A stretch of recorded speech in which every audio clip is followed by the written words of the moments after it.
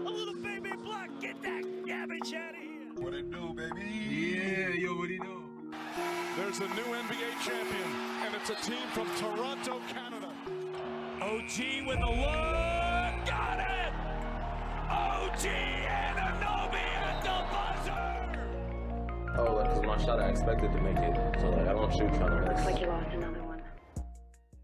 Hello and welcome to episode 6 of the What It Do Toronto Raptors podcast. I'm your host, Drew Horton, and let's get into it. After losing 2 heartbreaking games on the West Coast against the Warriors and the Trailblazers, the Raptors have won 5 of their last 6 and are now only 2 games below 500 at 7-9. This stretch has been possible in large part due to great performances from the Raptors bench, the ascendance of Chris Boucher and OG Anunoby, as well as the tenacious defense the Toronto Raptors have been playing against opposing stars. In the Mavs game, they held Luka Doncic to just 15 points, and Doncic was clearly frustrated by the end of that game. In the big Miami Heat victory, the Raptors defense clamped down on Bam Adebayo, Duncan Robinson, and Goran Dragic, holding them all to under 15 points. Although Kendrick Nunn did have a good game, the Raptors only allowed 81 points total. The Raptors also beat the Hornets twice in this stretch, both close games as each game was only a 3-point Raptor win. The game I really want to get to is the Toronto Raptors versus Indiana Pacers game on the 24th. The Raptors came away with a 107-102 victory, without Pascal Siakam or Kyle Lowry. OG Anunoby had a stellar performance as he put 30 points in on efficient shooting, and Fred VanVleet and Norman Powell both contributed with 21 and 20 points, respectively. Aaron Baines put up 12 points and 7 rebounds in 17 minutes, and he looked good out there, which is promising for the Raptors because currently Boucher is their only center if you go by rotations these last few nights. Now the Raptors got just enough offensive production to win, as they did pour in 107 points, but the true key to victory was their defense. As the Raptors tend to do against most teams, they clamp down on star players and try to make the secondary guys beat you. And it worked tonight. The Pacers got an amazing performance from Miles Turner, who put in 25 points on only 12 field goal attempts, and he also had 6 blocks. It was a force on both ends of the floor. They also got some nice production from TJ McConnell, known Raptor killer Jeremy Lamb, and Doug McDermott.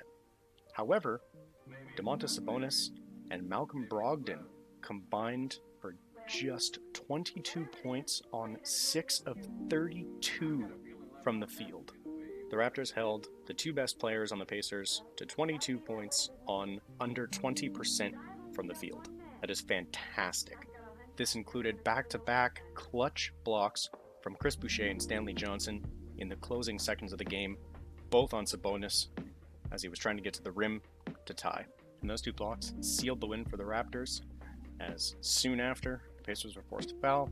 The Raptors hit 2 free throws, and that put them up, and the rest was history. Another key part of the Raptors' defensive game plan was to rotate hard out onto the 3-point shooters of Indiana, and in doing so, they held the Pacers to 13 of 39 from beyond the arc, which is good for just 33%, while the Raptors themselves shot 15 of 35, good for 43% from deep. They took the Pacers' main guys out of their rhythm. The role players did make some big shots, but the 2-headed dragon of Sabonis and Brogdon couldn't step up, and as such, the Raptors came away with a 5-point victory. Now, if the game tonight on the 25th is anything similar to the previous game, Pacers will probably win if it's the same style of play.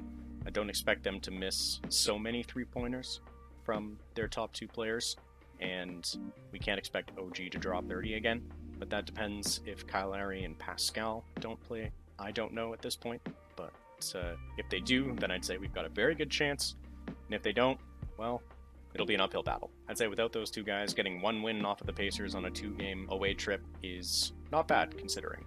The Raptors have seemed to really turn it around. Chris Boucher is a large part of that. He's giving them meaningful minutes at center and allows them to then limit their small ball with OG Anunoby at the 5. Boucher's been the leading 3-point shooter in January at over 50%, which will not hold up. But he's getting hot right when the Raptors need it. And if the Raptors want to turn it around, then the rest of the guys are going to have to pick up the slack. once Boucher cools off a little bit. But hopefully he can keep it going for as long as he can. Norm is starting to score again, which is nice. He didn't have a terribly efficient night, but he still put up 20 points. He was driving to the rim. He challenged Miles Turner a few times, which is not ideal, but he made it work occasionally. And occasionally he also got stuffed. But such is life. You got to attack. Fred VanVleet is looking pretty good. He's having some shooting issues. I can't remember the last time he shot above 50% in a game. It's been at least a few, which is a little bit worrying because he needs to shoot the ball at least a 40 to 45% clip if the Raptors want to have a chance against the better teams. And Pascal Siakam looks to be back in his groove, but he did just miss a game, so we'll see if he's able to find himself again, get back into it. I'm not worried at all about Kyle Lowry. I will die on this hill. Kyle Lowry is the heart and soul of the Raptors, and you can't tell me otherwise. After the back-to-back Pacers games, the Raptors have a tough matchup against the Bucks, so they'll probably need to win 2 of 3, if not 3 of 3, against their next 3 opponents after that, which are the Kings, and then the Magic again, before facing the Nets and then the Hawks. So a fairly tough stretch, but if the Raptors could come away with 4 wins, they would be ecstatic. 3-3 would not be terrible, considering they play the Grizzlies and the Wizards after that. They've got some work to do if they want to get back into a comfortable playoff spot. Any playoff spot at this point. I have a feeling in a month's time they'll be in a playoff spot, probably 6th or so in a month. I'm hoping anyway. They seem to have some signs of life and have much more energy on offense and defense, which will hopefully transition into wins. Now, quickly, just before I wrap this up, a couple of non-basketball shoutouts. First of all, the Buffalo Bills for having their best season in 25 years. Bills Mafia is very happy. They even came out en masse to greet their team despite the loss against the Chiefs in negative weather at 3 a.m. They were still out in full force. That is dedication. The other shoutout goes to the only man who could possibly beat Father Time. If anyone could do it, it's Tom Brady. That man is absurd. This is his 10th Super Bowl in 20 years. That is crazy. That is crazy. Tom Brady has about the same chance of getting to a Super Bowl than Shaquille O'Neal has hitting a free throw. A bit of a hyperbole, but the fact that they're even comparable is crazy in itself. While we're on that topic, shout out to Shaq for being the pettiest Hall of Famer maybe ever. He's been slamming on Gobert, Donovan Mitchell, and for such a talent, he's got such a fragile ego. Don't come after me, Shaq. I didn't mean it. Alright, thanks for tuning in to episode 6 of the What It Do Toronto Raptors podcast. I've been your host, Drew Horton. Shaq, don't come after me. Signing off. Peace.